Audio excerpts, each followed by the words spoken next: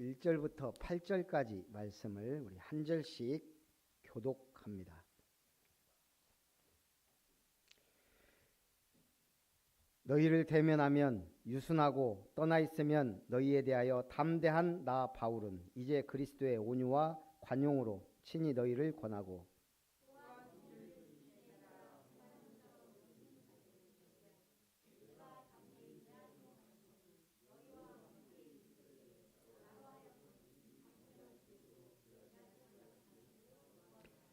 우리가 육신으로 행하나 육신에 따라 싸우지 아니하노니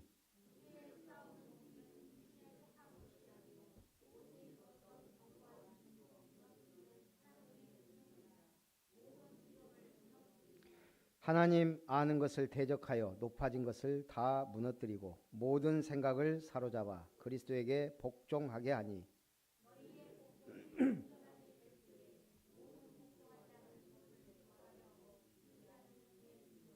너희는 외모만 보는도다. 만일 사람이 자기가 그리스도에게 속한 줄을 믿을진대 자기가 그리스도에게 속한 것 같이 우리도 그러한 줄을 자기 속으로 다시 생각할 것이라. 권세는 너희를 무너뜨리려고 하신 것이 아니요 세우려고 하신 것이니 내가 이에 대하여 지나치게 자랑하여도 부끄럽지 아니하리라. 아멘. 따라합니다.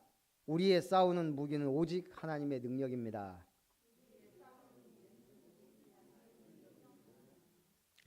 옆에 분하고 인사합시다. 성도님은 온유와 관용이 넘치는 자입니다. 딱 봐도 온유와 관용이 넘치지 않죠. 근데 왜 넘치나 그러죠? 주님과 함께 할 때. 원래 우리는 그리스도 안에 자랑할 게 없어요. 오직 주님이 나와 함께. 그래서 오늘 바울이 너희를 대면하면 나는 유순하고 떠나 있으면 너희에 대해 담대하다. 한마디로 앞에 있으면 뭐라 못한다 이 말이에요. 근데 떠나 있으면 담대하게 죄를 지적하고 잘못을 지적하고 그래요. 그런데 그리스도의 온유와 관용으로 친히 너희를 권한다. 그래서 제가 오늘 서론을 그리스도의 온유와 관용으로 너희를 권한다. 온유 하면 뭐가 생각나요? 온유한 사람. 예. 우리는 온유하다 그러면 그 뜻 그대로 온화하고 부드러운 사람을 떠올려요. 영어로는 젠틀맨이에요. 젠틀. 온화하다. 그런데 우리는 성경적으로 예수님은 뭐라 했냐면 수고하고 무거운 짐진 자들아 다 내게로 오라. 나는 마음이 온유하고 겸손하니 나의 멍에를 메고 내게 배우라. 예수님은 직접 자신이 온유하다 그랬어요. 그러면서 예수님이 온유한 나와 함께 멍에를 메고 동행하자. 그러면 온유한 사람은 어떤 사람이에요? 주님과 함께 멍에를 메고 같이 갈 마음이 준비된 사람. 그러면 주님과 함께 동행한다는 말은 뭔 말이에요? 주님의 말씀을 따라가는 사람. 그래서 온유한 사람의 결론은 권사님이 얘기했듯이 말씀에 길들여진 자. 쉽게 말해서 말씀이 심겨지는 부드러운 마음을 가진 사람이 온유한 사람이에요. 그래서 여러분이 말씀 만국 공통어가 뭐라고요? 아멘. 이 아멘이 내 마음에 심겨지고 그게 이제 담겨지고 심겨지면 그때부터 말씀의 역사가 일어나는 거예요. 말씀을 따라 사는 삶이 되는 거예요. 그래서 우리 온유한 사람 나름대로 다 잊어버렸다. 그래 나는 온유한 젠틀맨이다 생각하고 행동하시면 됩니다. 모든 일을 사람을 만나고 할 때 젠틀하게 살자. 두 번째는 관용이에요. 관용이란 말은 남의 잘못을 너그럽게 받아들이거나 용서하는 사람이에요. 그래서 뭔가 온유한 사람 뭐죠? 남을 불쌍히만 여겨도 안 돼요. 불쌍하지만 존귀한 자로 여길 수 있어야 관용하는 마음이 생겨요. 우리가 귀하지 않은 거는 귀하게 안 여기거든요. 사람처럼 귀한 게 어디 있어요. 그러면서도 불쌍한 사람이에요. 베드로가 사람을 몇 번까지 용서합니까? 그때 예수님이 뭐라 그래요? 7번씩 70번이라도 해라. 간음 중에 현장에서 간음하다 잡힌 여자가 잡혀왔어요. 그러니까 예수님이 뭐라 그래요? 죄 없는 자가 먼저 돌로 치라. 그나마 다행이죠. 있는 사람들이 다 양심이 그나마 있어가지고 다 돌아가고, 예수님이 뭐라 그래요? 나도 너를 정죄하지 아니하노니 가서 다시는 죄를 짓지 말라. 그게 예수님의 관용입니다. 우리에게 남을 불쌍하게 여기고 존귀하게 여기는 마음이 있어야 됩니다. 이걸 무슨 마음? 긍휼히 여기는 마음. 이게 있어야 남을 진짜 배려할 줄 알고 정말 도울 수 있고 동행하게 됩니다. 자, 그래서 온유와 관용으로 너희를 권하는 그 바울의 심정을 가지고 오늘 바울이 메시지를 전합니다. 우리가 싸우는 무기는 육신에 속한 것이 아니오 오직 어떤 견고한 진도 무너뜨리는 하나님의 능력이라. 많은 사람들이 육신을 가지고 싸워요. 돈 벌기 위해 싸우고 명예를 얻기 위해 싸우고 교회 안에서도 자리 다툼하고 뭔가 막 이런. 그때 우리가 싸우는 무기는 육신에 속한 것이 아니다. 뭐다? 오직 어떠한 견고한 진도 무너뜨리는 하나님의 능력이라. 그걸 우리는 저번에 되겠죠. 옆에서 봤잖아요. 손양원 목사님 별명이 뭐예요? 사랑의 원자탄. 여순 반란 사건 일어났을 때 한마디로 말하면 이거 공산당도 아니고 뭐 우리말로 쉽게 빨갱이들이 막 설쳐댔단 말이에요. 그러니까 먼저 믿는 사람들부터 막 죽이고 막 그랬어요. 그러니까 손양원 목사님 두 아들 동인 동신 형제를 그 같은 학우가 안재선이라는 그 총살하는데 주도적으로 했다는 얘기예요. 그리고 이제 진압이 되고 그가 총살 당하기 위해서 법정에 서게 돼요. 안재선이. 그때 손양원 목사님께 동료 목사님께 부탁하고 그때 뭐예요? 계엄사령관인가 찾아가서 얘기해요. 우리 두 아들은 이미 죽었다. 그렇다면 만약 저 친구가 총살을 당한다면 그건 우리 아들들이 원하지 않는 것이다. 제발 선처해달라. 그렇게 해서 자기 양자로 삼아서 그래서 별명이 사랑의 원자탄이에요. 이게 주님의 사랑이 없다면 그게 가능하겠어요? 두 아들을 죽인 원수를 자기 양자 삼아서. 우리의 싸우는 무기는 육신에 속한 것이 아니다. 하나님 아는 것을 대적하여 높아진 것을 다 무너뜨리고 모든 생각을 사로잡아 그리스도에게 복종하게 하신다. 하나님 아는 것을 대적한 많은 것들이 세상에 일어났었어요. 바벨탑 무너졌습니다. 애굽의 그 종교와 사상 다 무너졌어요. 10가지 재앙으로 완전히 쑥대밭이 됐습니다. 블레셋, 아수르, 바벨론, 로마 그 대단했던 나라들이 전부 다 무너졌어요. 왜? 하나님을 대적한 그 나라의 종교, 사상, 문화 그리고 이 복음 놓쳐버리니까요. 뭐가 일어났어요? 하도 로마 카톨릭이 타락한 거죠. 교회가 타락한 게 아니에요. 카톨릭이 타락했어요. 그래서 결국 이제 그만 하나님 찾아라 해서 일어난 운동이 르네상스 문해부흥 운동이에요. 이제 하나님 그만 찾고 우리가 우리 유토피아를 만들어요. 그러니까 뭐가 발전해요? 산업, 예술 이런 쪽으로 어마어마하게 발전했지만 사실은 그러고 나서 1차 대전, 2차 대전 얼마나 인간이 악한지 드러나는 전쟁들이 터져요. 거기에 일어난 인물들이 뭐예요? 나치주의예요. 그리고 그 다음 일어난 게 뭐예요? 공산주의. 그들이 막 하나님을 믿어요. 완전히 반대되는 사상이에요. 전부 다 무너졌어요. 그래서 하나님을 아는 모든 게 무너지고 지금은 뭐가 가장 하나님을 대적하는 사상이에요? 제가 볼 때는 뉴에이지예요. 뉴에이지. 이제 더 이상 교회가 주도하는 시대는 끝났다. 네가 하나님 될 수 있다. 그럼 접신운동으로 가는 거예요. 쉽게 말해서 수준 높은 무속운동이에요. 근데 무시할 수 없는 게 정치, 경제, 문화를 쥐고 있단 말이에요. 미국을 움직이는 게 바로 프리메이슨, 뉴에이지. 그래서 우리가 쉽게 보면 안 되고 그들을 능가할 복음 가진 인물들 일어나야 된다 이 말이에요. 오늘 우리가 반면 교사로 삼아야 될 게 이스라엘 12지파가 있어요. 엄밀히 따지면 몇 지파예요? 12지파인데 하나님이 요셉 지파의 두 아들을 야곱이 자기 아들로 삼아요. 그래서 에브라임과 므낫세는 사실은 손자들인데 아들들의 지파에 편입을 시켜요.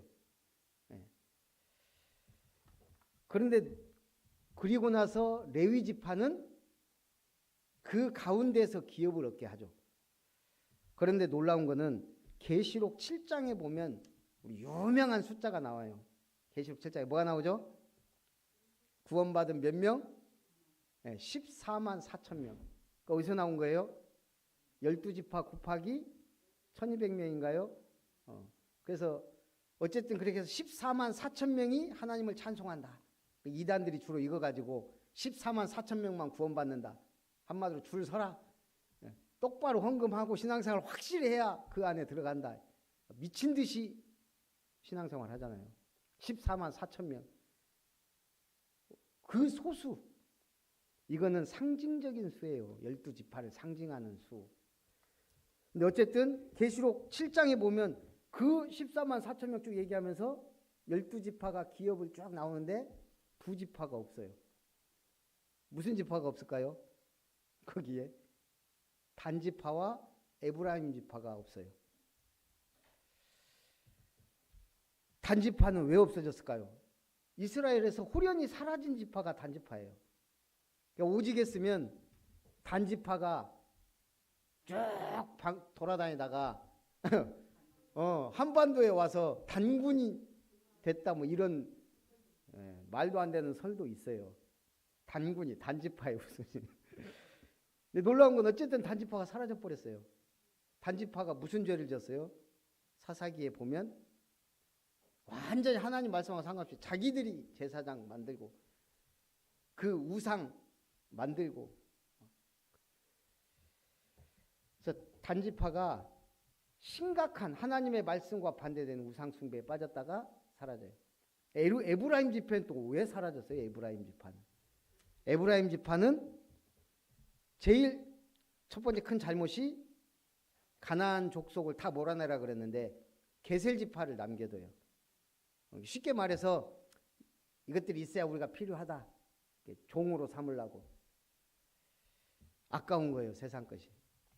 그리고 더 심각한 거는 그 에브라임 지파의 여로보암 왕이 단과 베델에 금송아지 만들어 놓고 숭배하게 만들어요.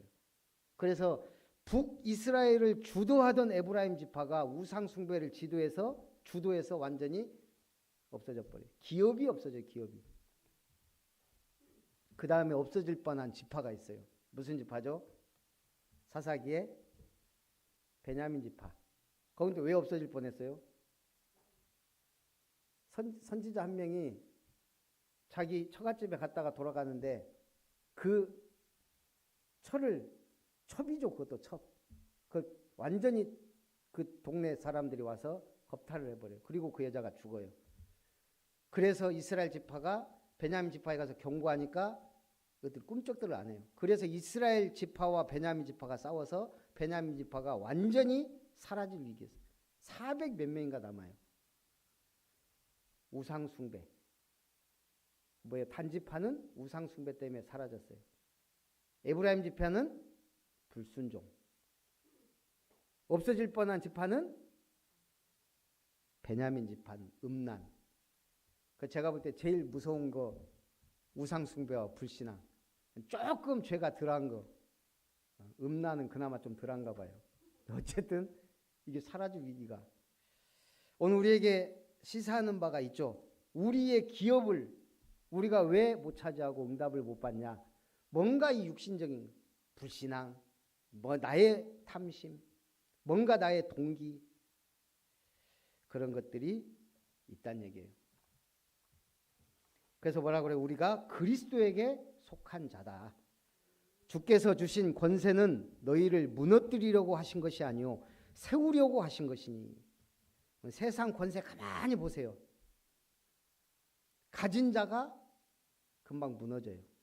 세상 권세는. 프랑스 역사학자 세바스티앙 베르트랑 교수는 한국사의 조예가 깊은 사람이에요. 그 중에서도 이 사람이 깊이 연구한 사람이 박정희예요. 그는 한국이 절대 빈곤 국가에서 경제 대국으로 올라설 수 있었던 원인을 박정희 대통령에게서 찾았습니다. 박정희의 정신 중에서도 할 수 있다 정신. 거기에 대해서 감동하고 막 썼어요. 그 사람이 쓴 글에 나는 박정희 대통령이 하면 된다는 정신에 무한 감동을 받았습니다. 배고픔이 무엇인지 알았던 대통령은 국민들이 배를 골지 않기를 바랐습니다. 또 박정희 대통령은 한국의 방위산업이 독립되기를 바랬습니다.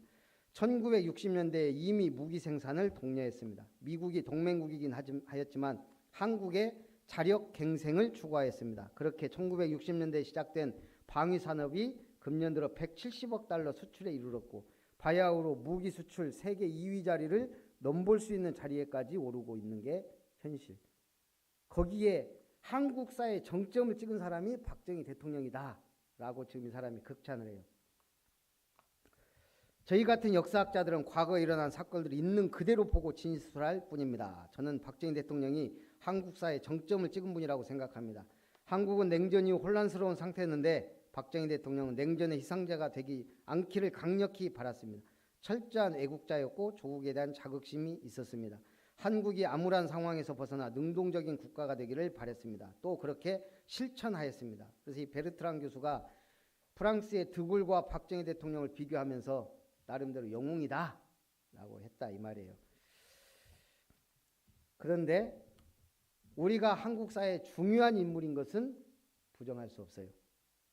또 우리 한국을 이렇게 반열에 올려놓은데 중요한 역할을 했어요.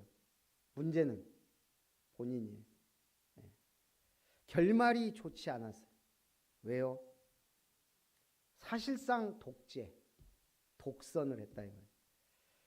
그리고 청와대 유경수 여사와 함께 불상 갖다 놓고 거기다가 빌고, 그게 우리가 볼 때는 아무것도 아닌 것 같죠. 어마어마한 사건이에요. 영적으로 봐보세요. 우상 숭배가 얼마나 무서운지. 어디 청와대에 불상을 갖다 놔요. 청와대에. 미국 대통령들은요, 철저하게 성경에 선서하고 하나님 앞에서 대통령직 수행하겠다고 고백해요. 그러니 다른 거예요. 달라요. 그래야 지금 무슨 뭐 천공 같은 사람 말 듣는 대통령이 안 나오는데. 그래서 우리가 불신자가 일은 훨씬 잘할 수 있어요. 불신자들이 더 수고하고 더 열심히 할 수도 있어요. 그러나 결말을 보면 뭐예요? 불신자 아무것도 아닌 일에 온 열정 다 드리고 하다가 끝나는 거예요. 그래서 우리는 뭘요? 복음 받았지. 영원한 천국의 소망이 있죠. 우리는 기도하면서 응답받죠. 말씀 성취의 축복, 언약 전달의 축복, 우리 영원한 작품을 남기고 가자는 거예요. 그게 삼타운이고 이룸터인 줄 믿습니다. 그래서 두 번째, 자랑하는 자는 주 안에서 자랑할지니라. 그래서 이 바울의 사도직을 공격하는 사람들이 지금 오늘은 또 뭐라 그래요? 어떤 이들이 바울의 편지들은 무게가 있고 힘이 있으나 그가 몸으로 대할 때는 약하고 그 말도 시원하지 않다고 비방했습니다. 전도자나 이 교회 사회에 중요한 인물들 보면 좀 뭐라고 할까? 통신나게 생겼어요. 여러분 그 루터 사진 봤어요? 루터? 참 이상하게 생겼어요.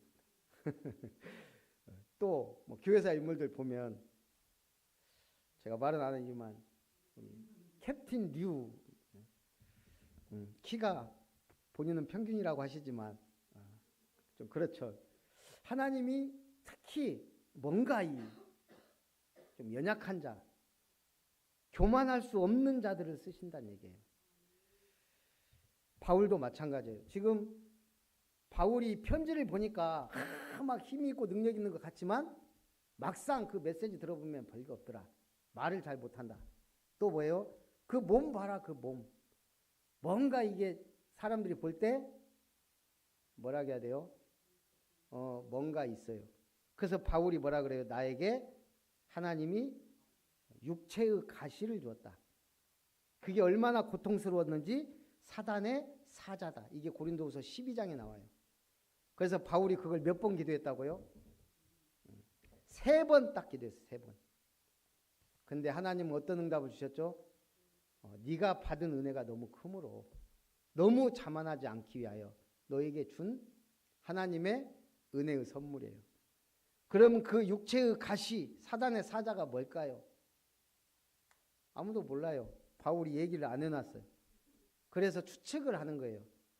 사람들이 볼 때 표가 날 정도라면 뭔가 눈에 문제가 있든지 아니면 절름발이든지 어떤 사람은 간질이 있었다고도 말을 해요.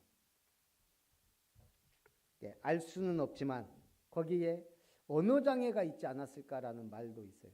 방금 여기서도 말로는 시원찮다고 했으니까. 그래서 바울이 교만하고 자만하지 않고 우리는 분수 이상의 자랑을 하지 않고 오직 하나님이 우리에게 나누어 주신 그 범위의 한계를 따라 하노니 곧 너희에게까지 이른 것이라. 그래서 우리가 복음을 받으면 받을수록 뭘 안 하게 되죠? 거짓말과 뻥치는 것을 자제하게 되죠. 복음은 진리니까. 우리가 너희에게 미치지 못할 자로서 스스로 지나쳐 나아간 것이 아니요 그리스도의 복음은로 너희에게까지 이른 것이라. 참, 보세요. 수천 년 동안 이 복음이 흘렀는데 이걸 지금 우리가 받았고 갖고 있고 맡았다 이 말이에요. 기도는 반드시 응답이 됩니까? 예? 기도는 반드시 응답이 된다. 맞는 말이고 틀린 말이에요. 2000년 동안 기도했는데 응답 못 받는 게 있어요. 2000년 동안.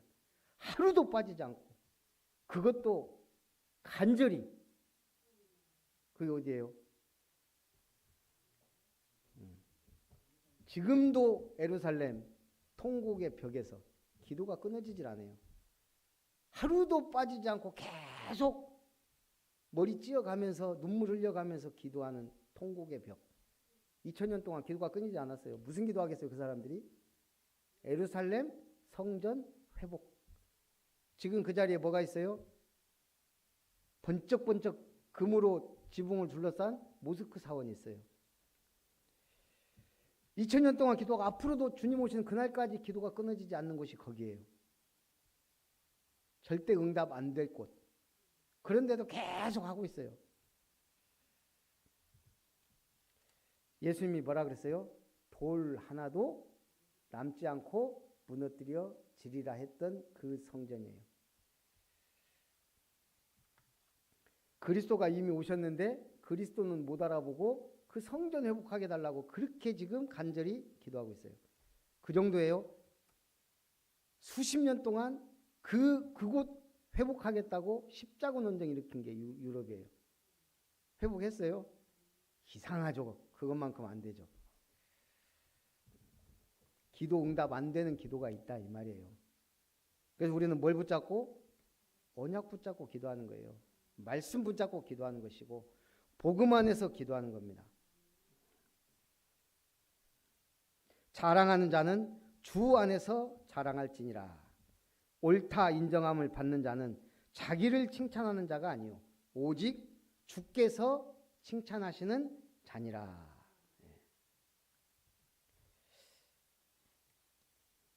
제가 지금 월드컵 기간인데 계속 얘기하지만 저는 딱 12시까지 이전까지만 보고 자요. 결과는 새벽에, 왜냐하면 새벽 기도를 하다 보니까, 그리고 뭐 그렇게 굳이 막 이겼다고 막 기쁘고 막 졌다고 슬퍼하고 이제 그럴 때는 이미 지났기 때문에 그런데도 모든 관심은 어디에 있어요. 왜요? 우리가 이기면 막 국력이 상승하는 것 같고 막 해외에 나가서 전도 선교문 열렸는데 막 자랑하고 막 이런 게 뭔가가 있단 말이에요. 가나전 지고 끝났구나. 그리고 포르투갈 뭐 하는데 뭐 전문가들이 뭐 9%라 그래요. 9% 우리가 우승할 확률이. 제가 우승이 아니고 16강 진출할 확률이. 제가 봐도 근데 희망은 우리는 9%가 아니잖아요. 50%잖아요. 되냐 안 되냐. 그래서 보니까 우리는 죽자 살자 달려들 것이고 포르투갈 전에도 한번 이긴 경험이 있고 쟤들은 완전히 죽자 살자 달려들 이유가 없다는 얘기예요. 그래서 희망이 있다 하고 딱 봤는데 4분 만에 골 터지네. 바로 끄고 잤어요.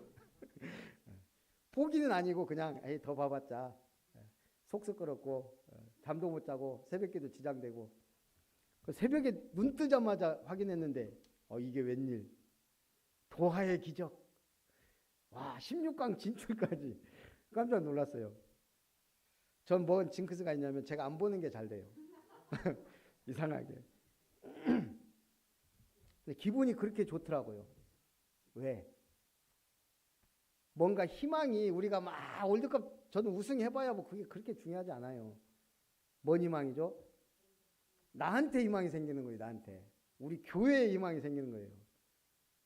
9%의 확률을 뚫고 지금 저렇게 열심히 뛰니까 되는데 우리도 불가능할 것 같은 순천보고마 3타운의 이름터 도저히 이게 뭐 여러분들 보고 있으면 될까 싶은 마음도 들고 새벽 기도 때 막 한 분 한 분 기도하면서 막 속이 뻥 뚫려야 되는데 뭔가 간절해져요. 여러분들 기도하면. 여러분도 그렇잖아요. 저 보면 막 속이 뻥 뚫린다기보다는 좀 기도가 되죠. 그래서 그런데 월드컵 딱 보면서요. 야, 그렇지. 하나님이 응답하시면 이건 기적도 아니지. 죽은 자도 살리시는데 막 그런 뭔가 이게 막 기대감과 막 이런 일들이 생기는 거예요.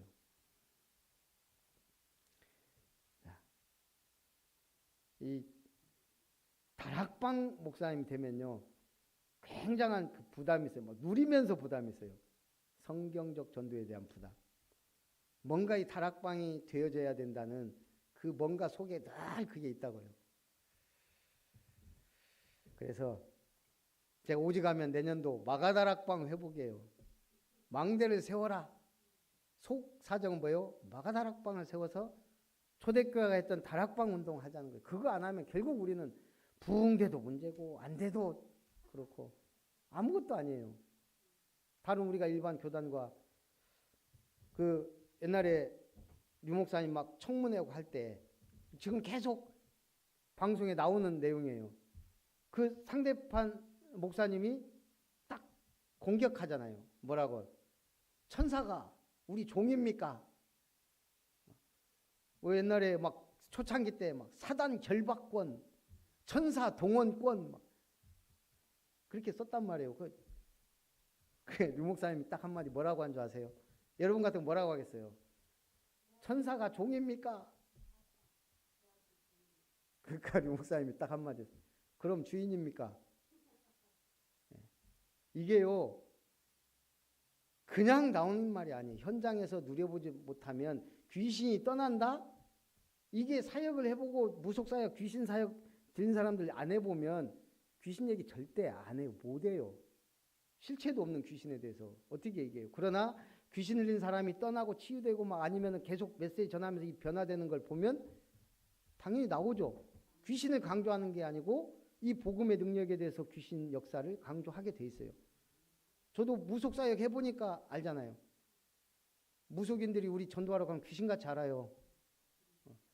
전에 한번 실험했잖아요. 저 교회 가는데 무속인이 딱 교회에서 우리 집까지 가는데 무속인이 깃발하고 대나무 꽂아놓고 하고 있었어요. 저 순천 빛교회 그 집. 그냥 거기 가면서 그냥 이렇게 새벽기도 끝나고 기도했어요. 이렇게 그 대문. 어느 날 없어졌어요. 이사 가버렸어요. 나중에 함께하는 교회 분하고 아는 분이더래요. 새벽마다 누가 와서 기도하는데 도저히 견디질 못해 자기 신이. 그래갖고 떠났대요. 우리는 그냥 손 한 번 얹고 갔다니까요. 이 무속인이 여기서 어디 감히 예수 이름으로. 사라져라. 구원받든지 사라져라. 제가 그랬거든요. 늘. 한 번은 무속인 집 문을 두드렸는데요. 소금을 확 뿌리더라고. 니들 올 줄 알았다면서. 십자가 2개가 걸어왔다면서. 천사? 우리가 이론적으로 알면 전혀 말할 수가 없어요.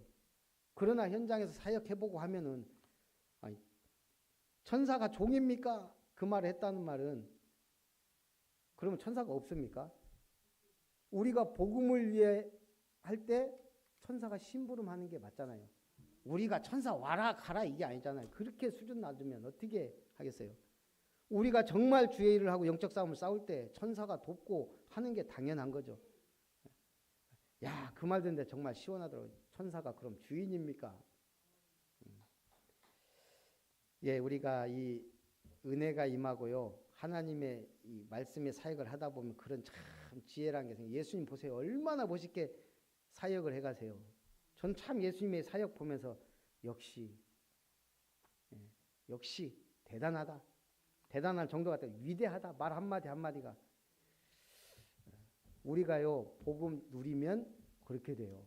별말 안 했는데 주변에서 볼 때는 이야 별거 안 했는데 뭐 막 쏟아진다니까요. 역사가 일어납니다. 믿음의 역사와. 그래서 이번에 16강이 뭐 9%다 그럴 때 숫자는 숫자일 뿐이다 그랬는데 역시 숫자는 숫자일 뿐이에요.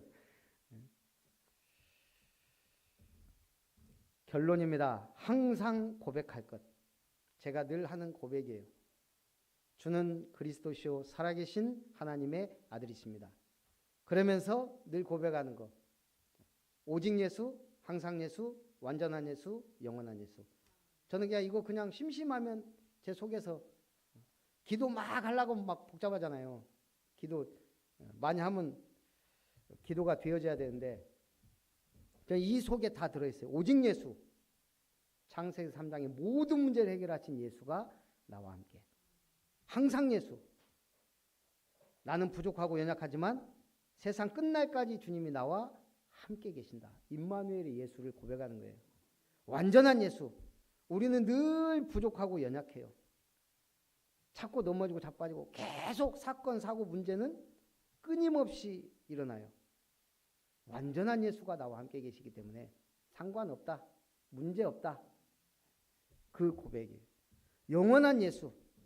우리는 시한부 인생이에요. 아니 지금 엊그저께 시작한 것 같은데 달력 한 장 남았어요 지금. 얼마나 이게 빠른지 모르겠어요. 우리 한 번뿐인 인생, 영원한 예수, 영원한 하나님 나라를 위한 작품을 남기고 가자. 이 고백이 그 속에 들어있는 거예요. 우리 한번 같이 해봅시다. 주는 그리스도시요 살아계신 하나님의 아들이십니다. 오직 예수, 항상 예수, 완전한 예수, 영원한 예수. 아멘. 살아계신 하나님 감사를 드립니다. 우리의 싸우는 무기는 오직 하나님의 능력이라는 말씀으로 은혜 주심을 감사드립니다. 온유하시고 모든 것을 너그럽게 용서하시는 예수님을 본받아 그와 동행하며 사는 믿음의 사람으로 오직 우리의 무기는 육신의 것이 아니요 하나님의 능력을 믿고 승리하게 하시되 우리의 모든 자랑이 주 안에서 자랑하도록 축복하시고 은혜를 베풀어 주옵소서. 주 예수님의 이름으로 기도하옵나이다. 아멘. 받으신 은혜를 생각하면서 찬송 288장 찬송드립니다.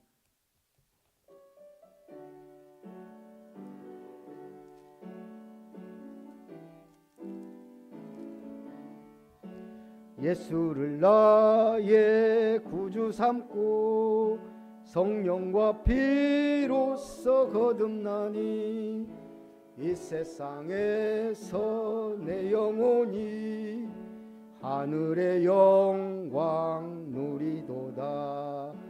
이것이 나의 간증이요 이것이 나의 찬송일세. 나 사는 동안 끊임없이 구주를 찬송하리로.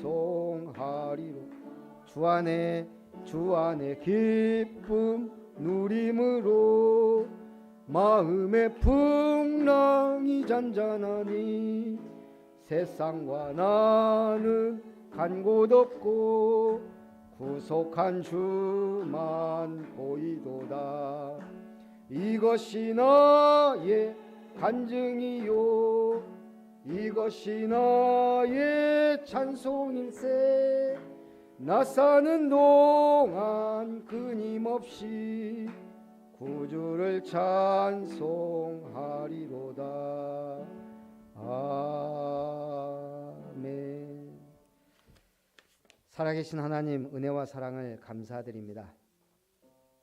하나님의 말씀을 아멘으로 받아 말씀에 길들여진 자가 되어 말씀 따라 사는 것이 축복인 삶이 되는 온유한 자가 되고 우리 주변의 많은 사람을 불쌍히 여기며 존귀하게 여기면서도 긍휼하게 여길 줄 아는 관용의 사람이 되게 하시며 우리의 싸움이 육신적인 것이 아니요 영적인 것이며 우리의 무기는 하나님의 능력이요 복음의 능력임을 알고 믿고 승리하는 증인이 될 수 있도록 축복하여 주옵소서. 오늘 주 안에서 마음껏 자랑할 수 있는 전도자의 삶을 또한 남은 자, 순례자, 정복자의 삶을 누리도록 축복하여 주심을 감사드립니다. 우리가 하나님 앞에 감사와 또한 모든 것을 드릴 수 있는 믿음과 은혜를 더하여 주옵소서. 우리가 드리는 예물이 세계복음화 237 빛을 발하며 70나라 선교할 수 있는 예물이 되게 하시고 지역의 문화를 바꾸는 예배당과 이룸터에 응답받는 예물이 되게 하시며 237의 빛을 발하며 70선교에 응답받는 예물이 되게 하시며 우리의 렘넌트들이 미션 인턴십 인생 포럼 훈련할 수 있는 RUTC 공동체에 응답받는 예물이 되게 하시며 중독시대 정신병 시대를 치유하는 치유사회관과 정신병원 또 힐링센터와 타운에 응답받는 예물이 되게 하시며 이 지역의 문화를 바꾸는 교육을 바꾸는 24 전도 시스템을 세우는 아름다운 예물이 되도록 축복하시고 이를 위하여 우리 성도님들의 가정과 경제 물붓듯이 축복하사 가이오와 같이 브리스길라 부부와 같이 또한 로마서 16장의 인물들같이 보호자, 동역자, 식주인의 역할을 감당할 수 있는 중직자들과 산업인들 또 우리 모든 성도님들과 전문인들 되도록 축복하여 주시옵소서. 살아계신 주 예수님의 이름으로 기도드리며 특별히 주님의 온유하심과 관용하심에 감사드리며 김별 목사 드립니다. 오직 예수, 항상 예수, 완전한 예수, 영원한 예수가 가정의 주인 되어 복음으로 치유하는 든든교회 모든 철거 되게 하시니 감사드리며 김은석 집사님 가정 드립니다. 넉넉하게 하시는 주님을 바라보며 날마다 힘을 얻게 하시니 감사드리며 김별 목사 가정 드립니다. 주 예수님 받아주시옵소서. 살아계신 주 예수님의 이름으로 기도하옵나이다. 아멘.